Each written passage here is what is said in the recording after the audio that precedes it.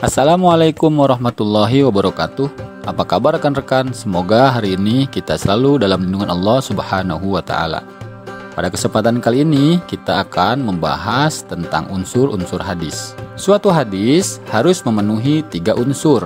Unsur-unsur ini dapat mempengaruhi tingkatan hadis. Apakah hadis tersebut asli atau tidak? Atau dalam bahasa hadis, apakah hadis tersebut sahih, hasan, atau dhaif? Tujuan pembelajaran kita kali ini adalah 1. Peserta didik dapat menjelaskan pengertian sanad dan matan. 2. Peserta didik dapat menerapkan pengertian sanad dan matan dalam hadis. 3. Peserta didik dapat membedakan sanad, matan, dan rawi dalam hadis. 1. Sanad.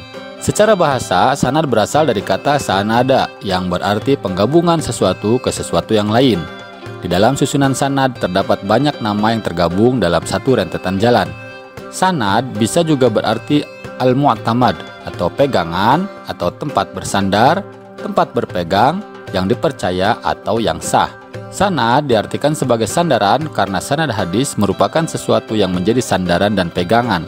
Secara terminologi, sanad adalah jalan yang dapat menghubungkan matan hadis sampai kepada Nabi Muhammad SAW. Dengan kata lain, sanad adalah rentetan perawi-perawi atau silsilah. Artinya, susunan atau rangkaian orang-orang yang menyampaikan materi hadis tersebut sejak yang disebut pertama sampai kepada Rasulullah SAW.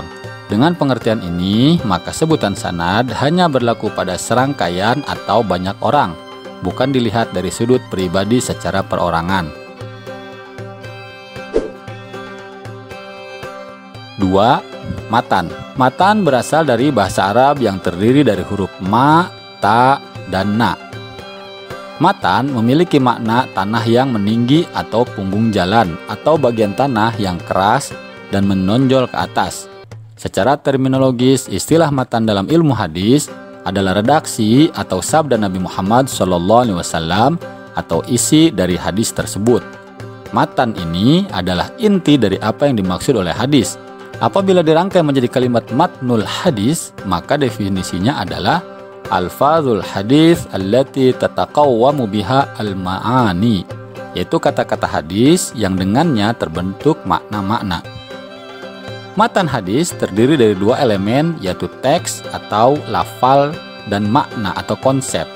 Sehingga unsur-unsur yang harus dipenuhi oleh suatu matan hadis yang sahih, yaitu terhindar dari syadz dan illat. 3. Rawi. Kata rawi atau ar-rawi berarti orang yang meriwayatkan atau yang memberitakan suatu hadis. Orang-orang yang menerima hadis kemudian mengumpulkannya dalam satu kitab tadwin disebut dengan rawi.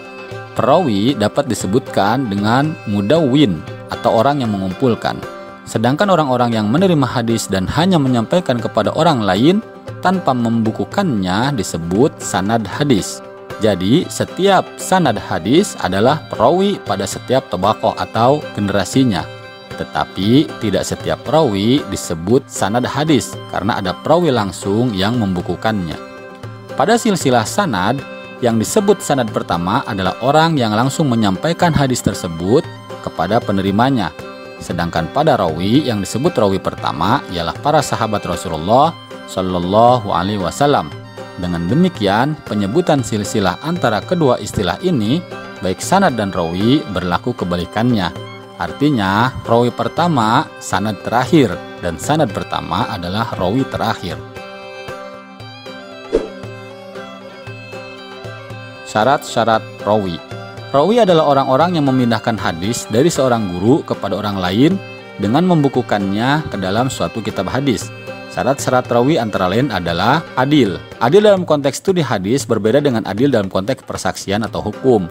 Menurut muhaddisin, yang dimaksud dengan adil adalah istiqomatuddin dan al-muru'ah. Istiqomatuddin adalah melaksanakan kewajiban-kewajiban dan menjauhi perbuatan-perbuatan haram yang mengakibatkan pelakunya menjadi fasik. Sedangkan al-muru'ah adalah melaksanakan adab dan akhlak yang terpuji dan meninggalkan perbuatan yang menyebabkan orang lain mencelanya. Muslim. Menurut ijtima', seorang rawi pada waktu meriwayatkan suatu hadis maka ia harus muslim. Periwayatan kafir tidak sah. Seandainya seorang fasik saja kita disuruh klarifikasi, maka lebih-lebih perawinya jika kafir. Syarat selanjutnya adalah baligh, berakal, tidak pernah melakukan perbuatan dosa besar, tidak sering melakukan dosa kecil, dan yang terakhir adalah dobit. Dobit mempunyai dua pengertian, yaitu 1. Dobit dalam arti kuat hafalan serta daya ingatnya dan bukan pelupa yang sering disebut dengan istilah dobitus sodri. 2. Dobit dalam arti dapat memelihara kitab hadis dari gurunya sebaik-baiknya sehingga tidak mungkin ada perubahan yang disebut dengan dobitul kitabah.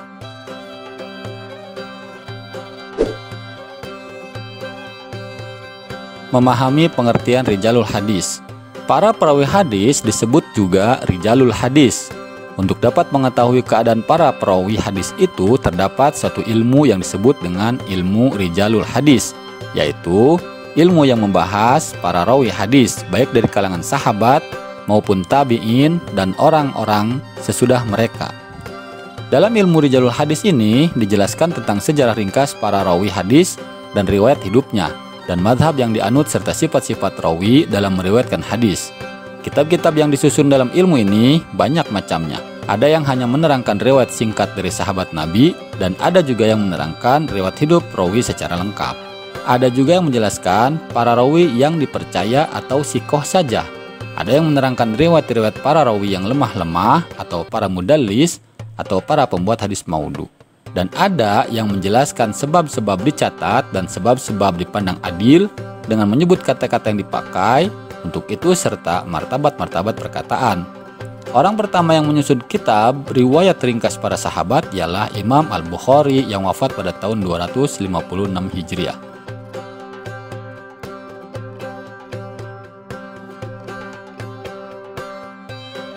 Terima kasih. Wallahu a'lam. Wassalamualaikum warahmatullahi wabarakatuh.